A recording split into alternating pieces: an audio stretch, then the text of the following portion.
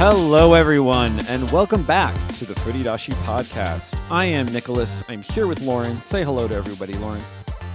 Hello, everyone. I hope my mic is going to do okay. That was my big sigh because I had some audio issues this morning.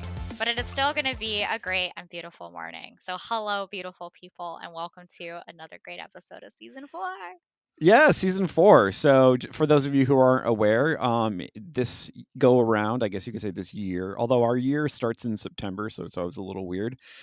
We are going to be talking about we always kind of talk about making games, but I am currently in the process of writing and designing and trying to create frustrating combat systems for, not combat, but encounter systems for a game that I am working on.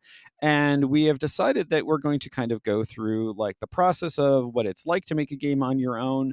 Also, like what are the various sort of like components, like different areas to think about. And one of those areas, previously we've talked a lot about mechanics. I think last time we talked quite a bit about sort of like how to construct player subjectivity. But this time around, we're going to where idea come from? Question mark. How make idea? Inspiration. We're going to be talking about sort of like inspirations for gameplay, for like themes, for story content, and all of that good stuff. Yeah, I am super excited to talk about inspiration because I think this is one of the key points that finally gets people into games. You play something and you have that kind of inspiring moment. But what's really interesting is what inspires you to get into games is invariably not what you end up making in the games industry, Yeah. right? And I think a lot of that has to do with just like the nature of the business, right? The nature of like the skill sets that are valued, and also like the nature of just like what you might end up loving to do later on, right? And so an easy example for me is, yeah, if someone really likes combat, but then they are an artist, right? They're like, well, can I draw the characters, or can I animate the characters, or can I rig the characters, which gets into more technical art, right? So Yeah. it's very interesting to be like, what can I contribute to that inspiring moment? But for this one, it's not about the inspiring moment. We've heard enough about what got us here, I guess. Yeah. Yeah. So I would say that it's more about kind of recognizing like what are the inspirations we pull from when working on our own content. Yeah, I would also say that it may be worthwhile noting, at least briefly, how it is different when you're working on this sort of thing mostly by yourself. Because in that instance, it's much easier to make a game that is, like, for example, in my case, much more deeply personal, that is reflective of your personal interests and also maybe even like your personal background experiences and so forth. Because, like, since all of that stuff is centered in me, it's very easy to sort of like hold it all together.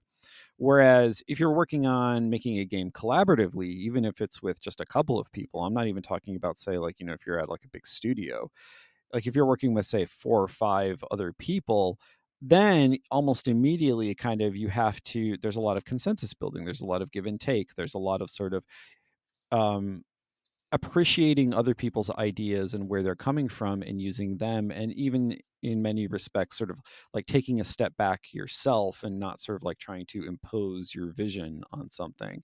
Whereas when you're working by yourself, you kind of have to impose your vision because there ain't anybody else. No creative director is going to come along and tell you, what your targets are supposed to be, like what your milestones are. All of that you get to make up for yourself. Yep. And I think this is going to be a really great contrast, right? It's because Nicholas, for the past year and a half, almost 2 years now, has been making games like alone. And Yeah. obviously, as you know from previous podcast episodes, I have unfortunately not been alone in my soul quest to make an amazing game. And you know what? Now that I'm kind of like getting my creativity energy actually outside of the workspace, I've recognized that like I've been taking on a couple writing projects just like in the background of my life that yeah, definitely give me that urge to yeah, eschew all creative direction and become my own power. And then I realized that like I was like, oh, I need a higher end computer now to dev on my own. Yeah, yeah, yeah, you At do. least for the stuff I wanna do, right? And then it gets Yeah. into that cycle of, "Man, I'm so used to working with good tools," in scare quotes, or, higher end tools. I only wanna make 3D games. I like Unreal Engine, etcetera. Then suddenly you realize, "Ooh, that is Lauren, Yeah, that is." suddenly your 10-year-old laptop doesn't really Yeah. cut it Well, anymore. Unreal had to go and become Unreal 5. I don't know what they were thinking. Anyway, so I think this is a really great contrast, right? It's first we're going to talk about how Nicholas got his inspiration, right, for his project as well. But then also I think contrasting it with, well, then how do you get inspiration not just for yourself, right, or for a game by yourself, versus then, well, then Lauren, how do you take those kind of same inspirations and potentially turn them into, a much much larger project Yeah, where your inspiration may end up on the cutting floor, but also may end up then being evolved by someone else into something different. yeah. So for me personally, I wanted to begin by breaking my inspirations down into two broad categories. The first I'm going to label, roughly speaking, like historical influences. And the second I'm going to call literary slash, I guess you could say media influences. So, like, the first one is more kind of like sociological in its like humanist orientation, and the other is more artsy fartsy in its humanist orientation. But these two things obviously will have overlap, but I kind of want to talk about them separately first, then how they combine, because then that sort of combination will then lead us into, as Lauren said, a broader discussion of like how you take like sort of, I guess you could say, isolatable ideas and how sort of they contribute to a broader, like total creative package. So, on the historical front, so I guess I should note that the game is set in a very specific time period. It's set, I mean, it begins in 1903, and the current act that I'm working on takes place in 1905.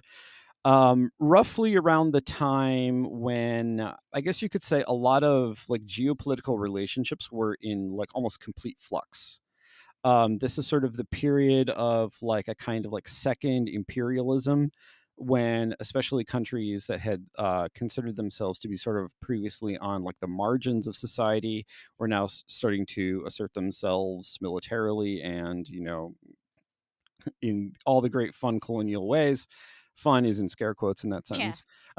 Which what you said it's set during the period of time, but what year is this? I may have missed it in the Oh, I said so. It starts in 1903, starts in but 1903. Okay. we very quickly move away from 1903, and much of both the first act and the second act take place in 1905. And the reason for that is because the type of character that the game centers on, which are these like psychic. I guess I should explain this first.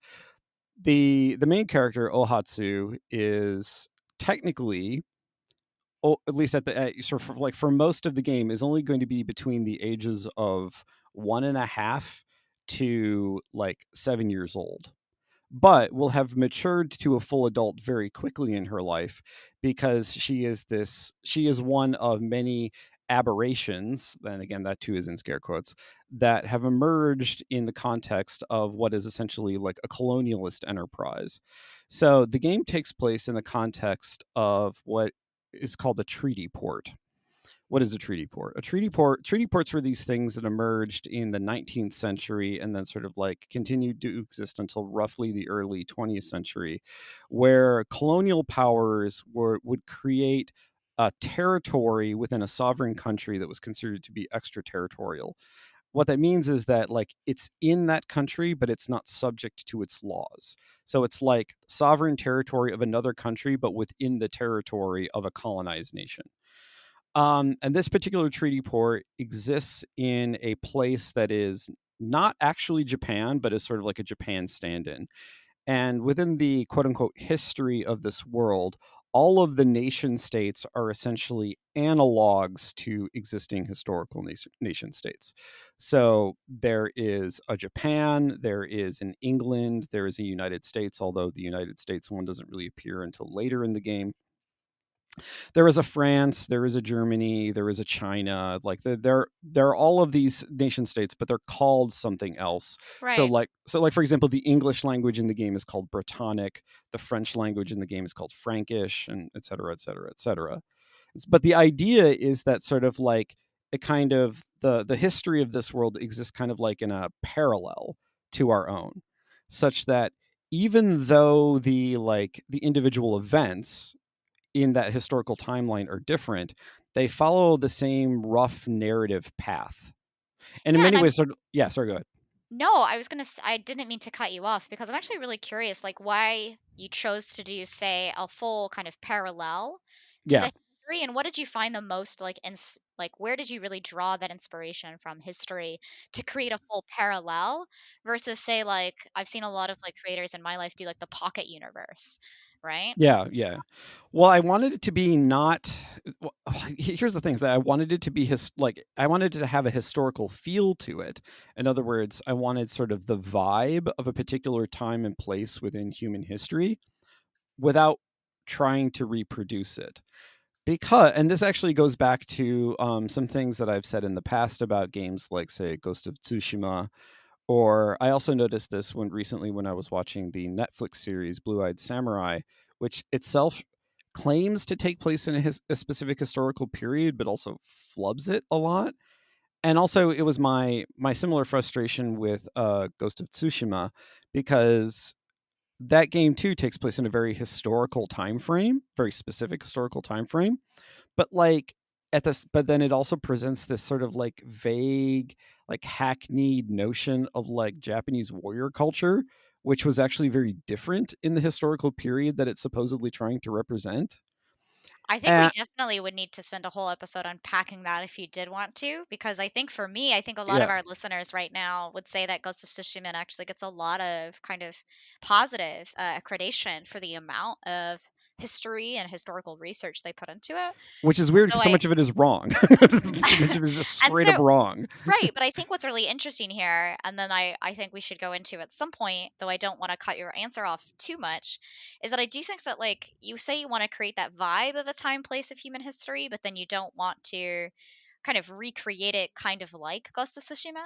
And so I'm Yeah, kind of curious, like, was the intent for your inspiration to kind of avoid being too time period based then? exactly. Yeah. Yeah, so like I didn't want to so for me it goes back to the sort of distinction between sort of like the narrative of history versus like the sequence of events. And this is kind of a classic. This is a classic neurological distinction. I hate saying that, Yes. but I say it all the time. But the point is that sort of like I have an example of how this works. So if you're playing like a classic paradox game, so like let's say you're playing Hearts of Iron, you're playing Victoria, you're playing Crusader Kings, you're playing, just pick one and insert in here, like any of their historical games. Like in each of those games, like what actually happens in your playthrough isn't going to follow historical events.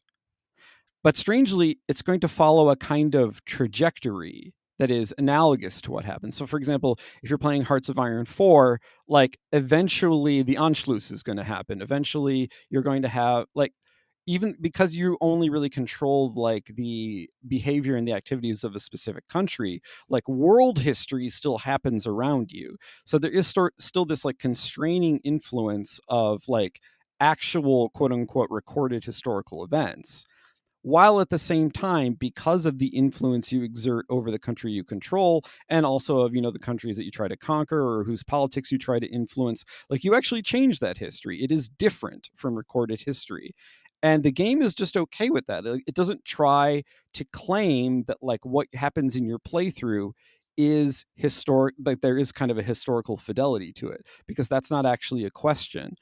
What is at question is whether or not you actually feel immersed within a particular historical cycle as you play. That is the point of the game. And I may not necessarily have achieved this in my own work, but that is actually what I'm trying to go for.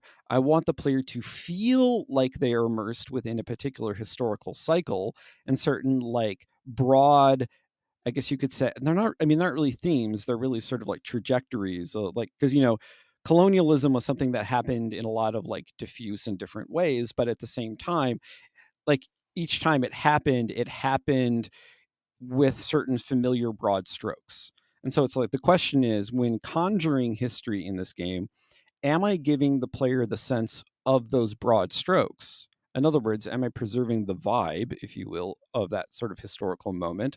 Or am I just recounting events?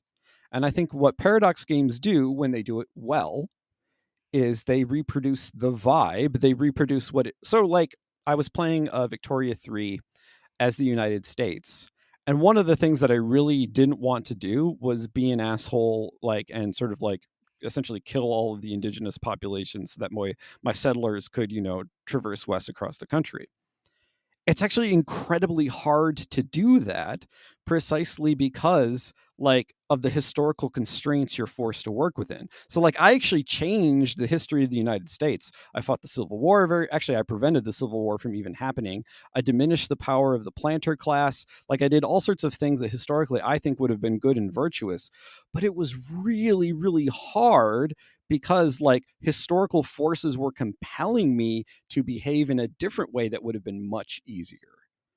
And so in I that way, like I felt what it was like to have to deal with those crises of the 19th century. Even though I resolved them differently, I was put in the same subjective state as the people who had resolved them very badly in my particular political estimation. I think that's incredibly interesting. For me, like, I haven't actually played Victoria 3, but like, I have played a lot of games where you kind of go through a pre recorded events of the past. Yeah. And the reason why I say that is like the way I say that is because a sequence of events, a lot of the times when you look at branching narratives, particularly in interactive fiction, it's always about kind of constraining the branches or clipping the branches, right? Yeah, So a game exactly. Yeah. over in a choose your own adventure is a clipped branch, right? You Yep. died, go back to a checkpoint. But I think what's really fascinating about what you said is that there is this like historical force, this kind of sequence of events that always needs to happen in scare quotes. That's Yeah. like you need to get to the West.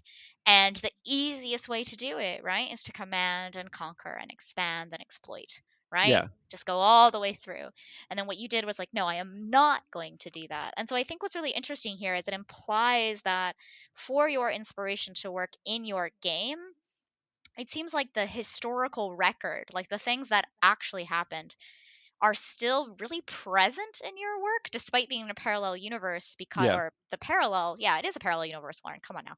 Because those sequence of events you actually have not changed in your work and are actually bringing them in, and then the player is actually going to be kind of not quite influencing them, right? This is sympathetic memories. And for those of Yeah. you to recap, are actually replaying things that have already happened. Yeah. And so it's really fascinating because since you are actually recounting events, you just really, in your work, like you said, want to preserve the vibe of that time period and place, which is the most Gen Z thing I think I have ever heard come out of Which your is funny mouth. because I'm very Gen X in many ways. Preserve the vibes. Preserve Yeah. the vibes. I think the vibes I are. I think people don't actually take vibes in games seriously enough. I think they believe that they can just like take their own experience and generalize from it, or in many ways just being like, "Oh, this feels fun," without actually trying to interrogate. Well, why does it feel fun? Like, what is producing the fun experience? Like, where does that come from? Is it reproducible, or did you just accidentally happen upon it? Because if you accidentally happen upon it through just like a billion iterations, to me, that's actually not really a good like approach to design. You should be capable of figuring out like how you got there. Like, show your work. Yeah, show your work. But also, I think that's not just show your work. We're like, show your work, do your homework. No, no, no, no. We have left that life in the past.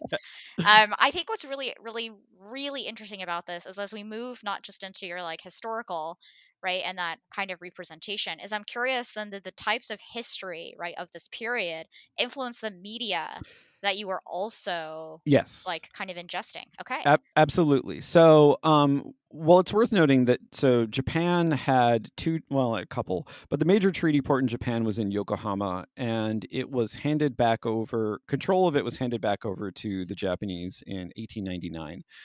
So, since my game takes place after that, obviously the events are going to be different.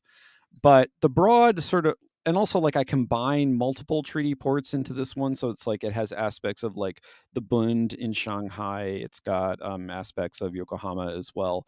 But Now, but the point of this is to sort of like, first of all, put white people in a Japan, but then amongst those white people who think they have engaged in a kind of like dominance over that territory, create a kind of individual who represents a crisis for them. And that individual is someone like Ohatsu, who is, by all appearances, someone who is like Asian in her like phenotypical characteristics. She also happens to be psychic, and I'll get to why that is in a second. But the existence of these girls being born to these white people, these white Europeans, represents for them a crisis of their sense of dominance and their sense of sort of like essentially white supremacy within this particular historical context. Because if you go back and look at sort of like the late 19th century, early 20th century, and the way in which sort of like contact with Japan influenced art and media, like there is a lot of like cultural, just straight up cultural appropriation. You see it in like some of the works of Whistler, you see it in some of the works of Van Gogh. This idea that sort of like Japanese visual art in particular can kind of be like rebranded as something that's novel within sort of like European artistic traditions. So in many ways, what I'm trying to do is I'm trying to like do the inverse of that. In other words, here are these girls who are these people's children that in many ways they don't understand what to do with, so they send them off to this school essentially as like a quarantine for them, because in many ways like that sort of that Asianness creeping into sort of like the very like biological character of their family structure represents a kind of like inversion of the very notion of appropriation that they are trying to inflict on this like colonized territory. And so the reason why I very much wanted it to be placed there is because, one, I know a lot about that historical context, so like I can reproduce the vibe of it without it necessarily having to be like exactly what happened. Two, it also very much represents kind of what became the genesis of a sort of like, I don't even really know what you would call it, like a Japanese abreaction. So like it is that thing that actually in many ways sort of taught right-wing Japanese politicians that what they needed to do was essentially become similarly reactionary in the same way that like that the European powers had inflicted on them in the first place. So I wanted to create a subject, a character within that world who kind of disrupts both of those poles, who is at once not this white European, but yet also is sort of derivative from them. And the way in which these girls, who then very quickly grow up into being women, have to use their psychic powers and the abilities to sort of like affect other people's memories, other people's minds, to hide themselves so that they aren't treated as a crisis for like this dominant population that they live among, and right. And all I and all the and all the problems that result from that, obviously. Yeah, for sure. And it sounds like there's a lot of like heavy topics in here. So like I'm gonna go through and just kind of give like a couple questions so that we can kind of dig into them and make them a little bit more like digestible. The Sure. first is that I just have a date question. Is they say Yokohama was the main port and it was handed back to Japan in what year? 1899. I thought you said 1899, and Yeah. because yours takes, who was it handed back from? Well, primarily from the British. So it was a direct result of a treaty that was signed in 1896 between Japan and the Empire of Britain, because that's what it still was at the time. But it wasn't legally enforced, much like the handing back of Hong Kong in 1997, until several years later. So the actual like giving up control of the territory to the Japanese government happened in 1899. But what's interesting about that is that didn't necessarily change the character of the place itself. Right, Uh, and I think and that's actually was my next question, so I know you're about to dig into it, but just to give a question to our listeners to kind of frame that, is like, you talked about it didn't create that change in the characteristics of it, and a yeah, lot of people I think are gonna resonate with the characteristics of, say, like, what we think about when we think of Hong Kong, right, as yeah. being, like, separate from China.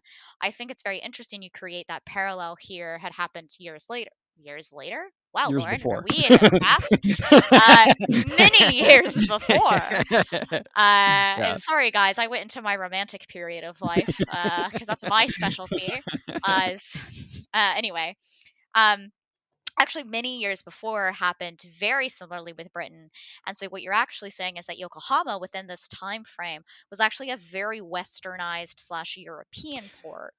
Yeah, and So, also it it okay, it had a and lot of influence also on sort of like the trajectory of Japanese history at that time, or Japanese culture at that time, because a lot of the educational institutions that emerged in the early 20th century in Japan, like the kind of boarding school that appears in the game, were themselves like run by and white European Christians, and they were explicitly Christian schools, as is the one in the game.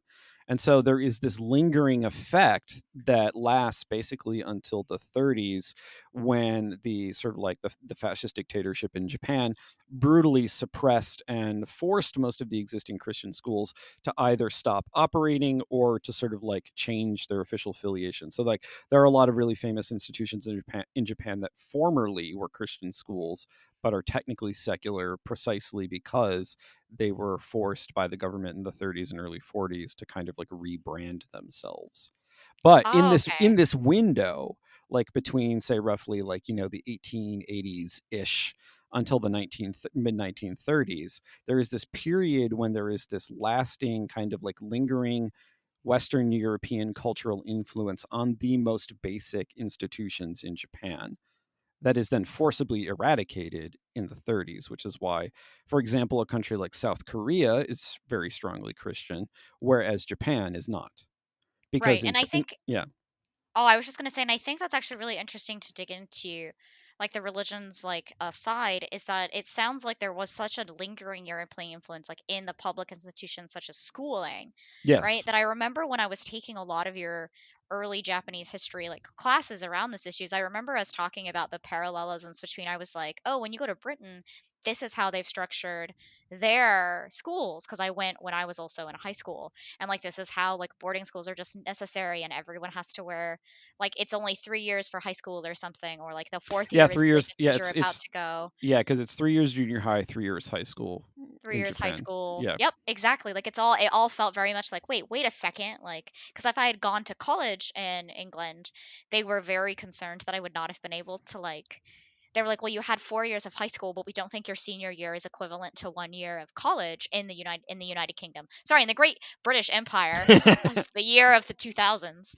and you're like, Um, because it's not, because it was high school. because it's not, because it was high school. But I think what's interesting is that even to this day we can still see some of this lingering British influence in some of, Yeah, say, like the basic premises. And so really by forcing your story and the inspiration from here, I think is really was really to kind of highlight that not only your area of knowledge, I remember you mentioned that, but also to recognize that like there was a lot of, crap going on, and it felt like Europe was like, you know what, we just want to pull we just want to pull out. We're just, we're scared and we're done. And yeah. I mean, it's a little bit more complicated than pulling out, but yeah, I mean, I especially mean, like yes, it is more in, complicated, but I look, let me surface area it, yeah, right? Because that was my last question, right? Is that you wanted to take this placed in a historical context, right? That can represent that kind of both the Japanese reaction towards, well, we need to be just as like fuck you as you were fuck you to us, yeah, but also exactly. that there was an initial, right, colonialism, right, approach, which is interesting that you also then brought that up into, right, Victoria 3, is that you Yeah, were going, oh man, like they were like, no, we're gonna fuck you. Oh wait, shit. Actually, we regret this. yeah. But we're gonna like still stay here for a while, and we still want to control your assets. Okay, I guess we gotta leave now. Well, yeah, But because you still then have the they're left with the yeah, mess, right? The Japanese yeah, government and the exactly. Japanese people are left with the mess. Okay. Yeah, and I would say they didn't necessarily deal greatly with the mess, but the mess is important for sort of explaining, because I kind of did this backwards by talking about the history first, because really for me the sort of like the primary locus of literary inspiration was a genre of Japanese, I guess you could say popular fiction, that emerged roughly in the 20s, which sort of laid the groundwork for literally every single trope that is common in shoujo manga. And it's literally called shoujo shosetsu, or like girls fiction. Now we're And getting to the classes we took yeah, together. yes. Yeah, so Just so we can understand how Nicholas and I first bonded was yeah, so shoujo manga. as a reminder for everyone, in my previous incarnation, I was a professor of Japanese literature, and more specifically, my specialization was in media of like the first half of the 20th century. So I studied primarily comics in that period, but I also studied literature, poetry. I've translated several early modern Japanese poets. Like that's my shtick. But the thing that really sort of turned me on to this one author in particular, like I can't find her book on the shelf behind me anyway, but it's not important. Author by the name of Yoshia Nobuko. She's extremely important for like the history of like Japanese popular literature in Japan. Why don't you This spell that for everybody? so Yoshia is Yoshia, and Nobuko is Nobuko. Um, Perfect. Thank you for very spelling that. Just because I know that very with a lot of the language that we go through here, I was like, we yeah. should start spelling out some of these names so listeners can remember it. All right. Very little of her work is translated into English. Um, it's unfortunate, but that's the way it is. But her work in particular establish. I mean, she's often considered to be sort of like sort of like the progenitor of what is now yaoi. Hello, future Nicholas here. I misspoke. I meant to say Yuri, not yaoi. So Yuri, which is sort of like the lesbian counterpart to yaoi's like gay homoeroticism. All right, back to the episode. And also just sort of like queer girls fiction in general in Japan. Because a lot of her novels and her stories deal with the sort of the romantic entanglements of teenage girls in boarding school settings. And I was like, whoa, wait a minute, there's a connection there. And what has always fascinated me about her work is, well, one, her style is unreproducible. It is, uh, as the Japanese is extremely arch and it's really over the top, but it does it in such a way where like she is really really good at capturing like the interiority and sort of like the emotional struggle of her characters. She is so good at it. And the one book in particular that is kind of a touchstone for me, which is how would it anyway, in Japanese it's Yaneura no Nishoujo, so that's Yaneura no Nishoujo, but it translates as like the two maidens or virgins in the attic, the two attic virgins. And it's about these two girls who live together in an attic room at a boarding school, both of whom had been sort of like rejected by previous like educational. One of them like sort of left herself, the other was rejected by an institution that she had been. So they're both kind of outcast type figures, and they live together in this room, and their interactions with other girls and like weird garden parties and things like that. But the point is that there is this like homoerotic tension between the two of them, but also there is this way in which these girls who like are clearly they have an abject status in the society that they live in, also want to find some semblance of freedom within that society.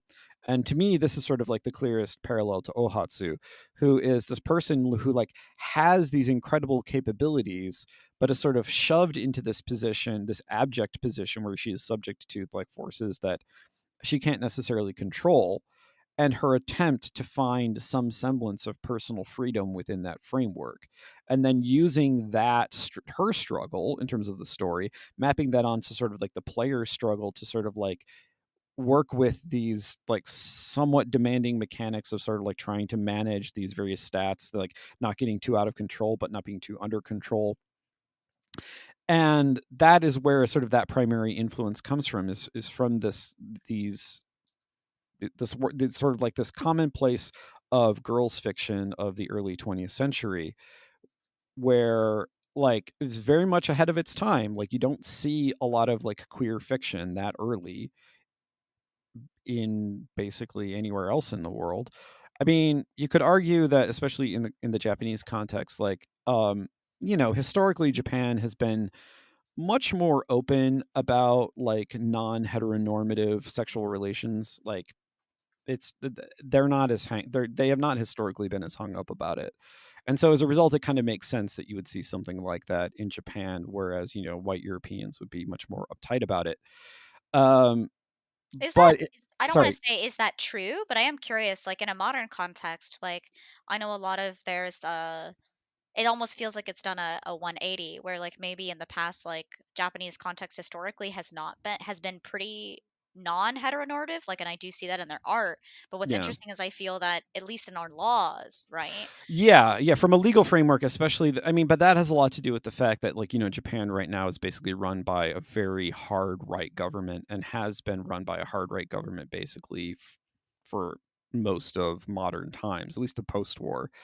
And the United States has had a lot of influence on that. And I don't want to get into the geopolitics too much, but the No, thing is that, exactly. I but just that wanted is to make that is sure a that governmental imposition. yeah, That's and not I necessarily a cultural one. okay, and I just wanted to make like listeners aware of that as well because I think that whenever we like hear things sometimes when we're talking about very serious topics to a whole swath of people, right? I just want to make sure that we recognize that you and I, when you listen to us, we are understanding and recognizing of the different conflicts. And when you're Oh yeah. talking about a game set in a very specific geopolitical place with all that history, you're unpacking a lot there. And then I'm very excited for you to unpack more from your literary representation of the two Attic virgins. I just wanted to kind of sidestep that just a little bit to make sure, like, hey, now that we are living in the modern day, we at least identify it Well, because no, I'm glad you brought this up because actually the historical context reflects this because these girls are sent to these schools precisely to become what at the time was referred to as like good wives and mothers. There's even sort of like a cliched Japanese phrase for this. And so the idea is that like the same environment in which they are somewhat free to explore their like homoerotic entanglements is also the one that's supposed to turn them into like proper female Japanese subjects. Like there's ah. literally this term in Japanese, it's called the borrowed womb.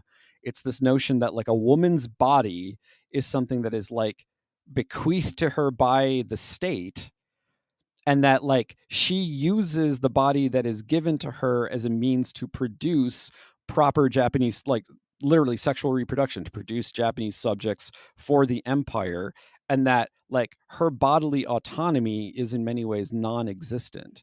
And a lot of even like feminist theorists at the time would even like latch onto this idea that like proper feminine female subjectivity should recognize sort of like the role that the female body, that a woman's body, or sort of like a because I don't want to be too sort of like gender essentialist about this, but this idea that sort of like someone who has a uterus, like that uterus doesn't belong to them, it belongs to the state, and that uterus is only to be used for the purposes of reproducing Japanese subjects. And I super appreciate you trying to not be too gender normative about it as well. Yeah. Because like I'm so shocked. I mean, I'm perturbed is the correct word actually. Um, but for those who don't, I mean, perturbed is not quite equivalent to shocked, but it's the same Yeah, word. no, no. The problem was It's like I got myself like wrapped around like well, the the terminology historical of the time. context, Yeah, and yeah, so the like the way it's talked terminology about, of then the I'm like, no, times, no, that's not quite what's going on there. But anyway, the point right? is there is this tension between the way in which a the state believes a woman's body, however you want to construe that, is supposed to be used, and the way and sort of the individual subjectivity of these girls and their non-heteronormative relationships to each other. And Like that's that. all in the novel in which you, or is it Yeah. comic? Is it a No, it's comic not. book No, or a no, no. novel? This is fiction. So like this is Yeah, what it I is was trying to. fiction, but what I'm Yeah. saying is like this literary work, is it a comic book or is it a No, it's the novel? fiction in the sort of like the like you go into a It store is a and like fiction book. it Okay. is I a just fiction wanted book. to make sure because I was like It is she words on was a page. Yeah, it is words on a page. and Got that's it. it. And sort of the reason why I pointed that out, I realize it probably got a little bit confusing because I also mentioned shoujo manga, but the reason for that is because that's actually explicitly why a lot of like the classics of sort of like 60s and 70s shoujo manga in particular have these sort of like foreignized European-ish settings to them, is because they're drawing on these like literary tropes that you see in much earlier girls fiction. So in other words, the reason why one of the most famous like shoujo manga of all time is literally about this historical period of the revolution in France in the late 18th century, Rose of Versailles. For those of you who don't know what I'm talking about, the reason for that is because it too is doing precisely what Yoshino Nobuko was doing at this time, like using this precise historical context as a way to talk about these sort of subjective experiences of young women and girls that are not really captured faithfully by sort of like broader cultural currents. And what's funny is that because of the popularity of these media, they then become the broader cultural currents. They become things like all of the homoeroticism that you see in Sailor Moon, or literally every other like shoujo manga and anime that like comes thereafter, because they are drawing on this tradition of very much like women and like non-binary writers and artists writing and like sort of like telling stories about a kind of individual subjectivity that is not well understood by those who have not really sort of experienced it themselves. And so for Yeah. me, the purpose of sort of like drawing upon that is not necessarily to sort of like, I don't know, like promote my feminist bona fides or anything like that, but really because like they are so good at really getting into the interiority of these characters. And in many ways, that's even why I made these girls psychic. The reason why I made these girls psychic is because then it gives me a convenient in for creating gameplay mechanics that themselves sort of are manifestations of interiority.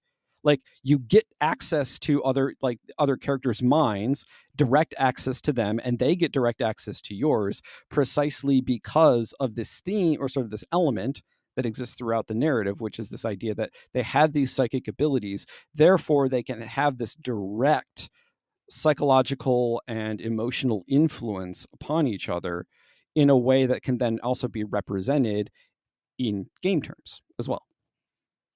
Sorry, Yeah. I didn't mean to do a mic drop like that. I was just trying to drink. I love the mic drop because I think that that's kind of where when we start talking about our personal inspirations, honestly, both like in both contexts, whether it's for our own work or for works that we share with others in terms of a collaborative environment, I think that we definitely tend to go super into depth on them because it's something that's super, super passionate to us.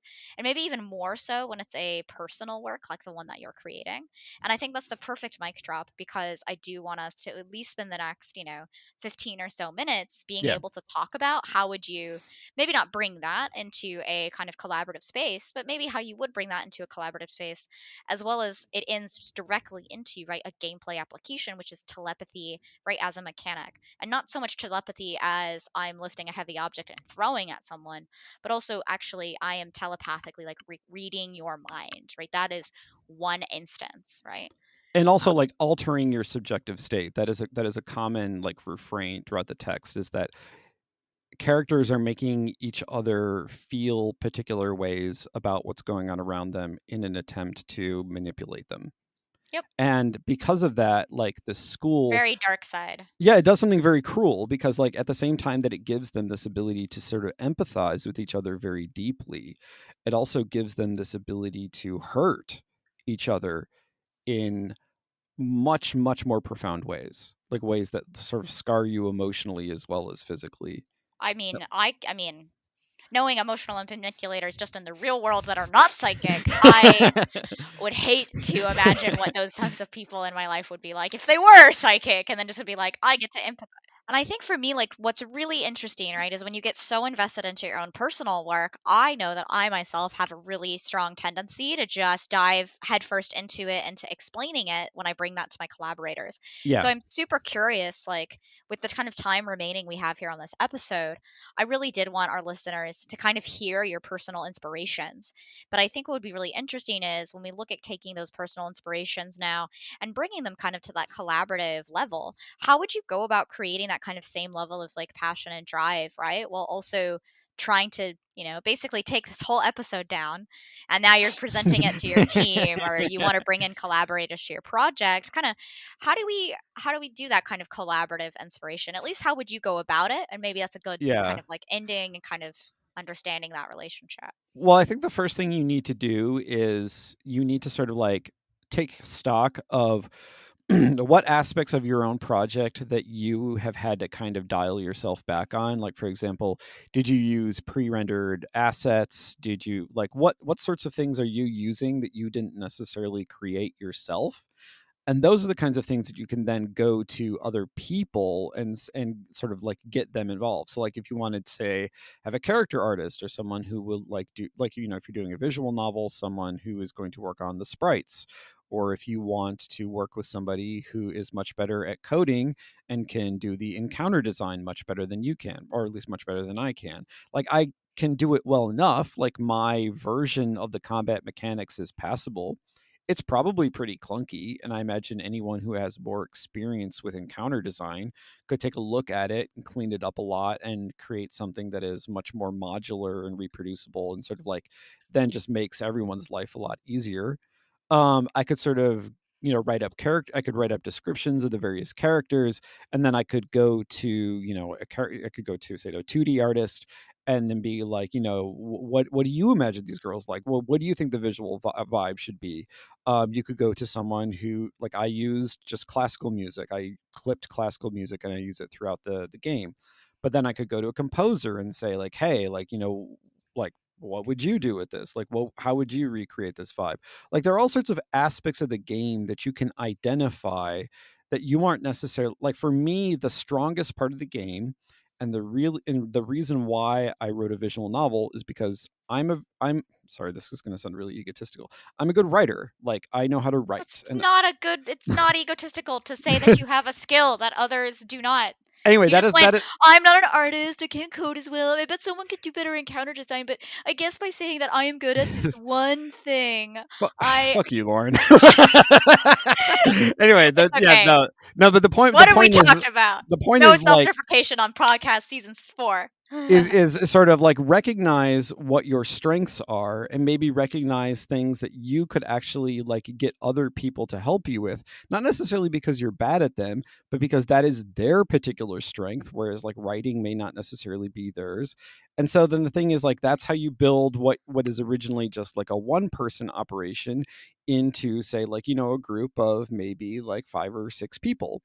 And then from there that also sort of like gives you the basic logic for how you're going to branch things out if you wanted to go to like larger and larger and larger teams. So like for example, if you wanted the game to be much more expansive, if you wanted the game to be sort of like done in a 3D environment as opposed to primarily 2D, if you wanted to have like entire like if you wanted to literally build an entire combat system for some reason, I didn't Yeah. want to do that. Well, But you can expand those things out, like those individuals then can turn into teams, and so like you can see how this like logic branches out. yeah, and I can see the logic, but I actually want to go back to that logic and kind of question it a bit because when I Okay. originally asked the question, I wasn't actually thinking of I have a vision and I need people to do tasks for me. Ah, I see. I Yeah. was going from the end, so which I think is really wonderful, right? You're going like, what are I am a strong writer and I just want to be able to bring people into this project with my vision. I think what's interesting is that when we talk about inspiration, right? Like you already are working on this project, and I don't think that you would want to take it to Okay. others necessarily. Yeah. I think what I'm curious about is the collective or collaborative inspiration that you sometimes find when other people basically it's at the moment when you take your art style to an artist and they say I think it would work way better in an abstract kind of modernist setting or Yeah. something, and they completely change the art style. Well, now, right, that's collaborative inspiration and at a Yeah. huge scale. You can't like I am not responsible for that. If my opinion really doesn't matter much for that art department, if that makes sense. Like I can't Yeah. go in and say, well, I actually think that's a bad call, but the creative director loves it, so I guess we're gonna go with it, right? Yeah. Versus, right, I think that that's kind of collective inspiration. So for example, if you did start like a new project with if we were to start a project in this same kind of historical period, I think I would be super curious to kind of understand or recognize like what would that collaborative inspiration I guess look like, right? Like and or like do you feel like it would be any different, right? This is all theory at this point, right? Is No, that I like don't. I actually think it would be different. I mean, yeah, I approached it from the perspective of like, what if I'm translating what I'm doing now into being, say, like the creative director.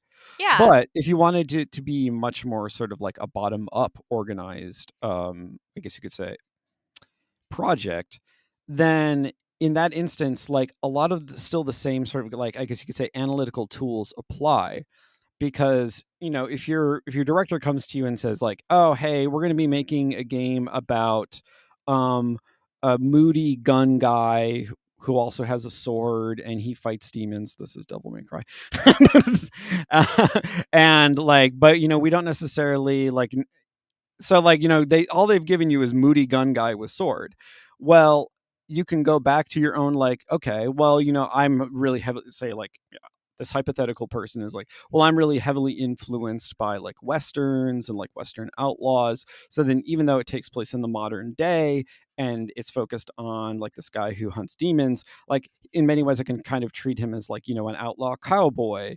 And even though it's not necessarily set in the old west, you can have a lot of similar themes about like instead of it happening in like a frontier town where all of the townspeople are being beset by bandits, it can take place in say like like a ghetto in like a modern European city where people are being beset by demons, like, but it has the same structure as sort of like those old like western style Yeah. storytelling.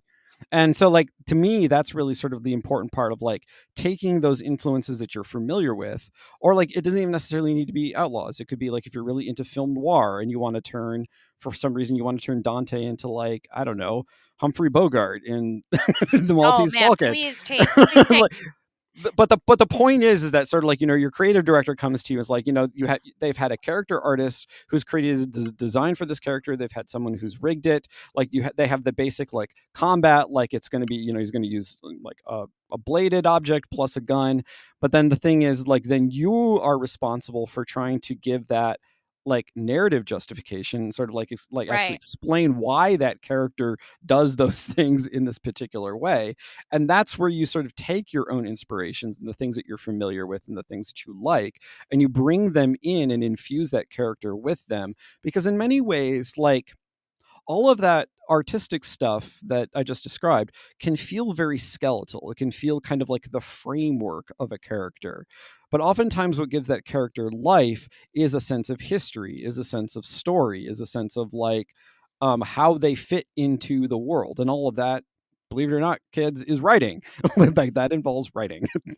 and and or similarly like if you are coming from like the art side, if you're an animator and like your creative director comes to you and says like, okay, we have this outlaw type character, we don't really know what they're gonna look like.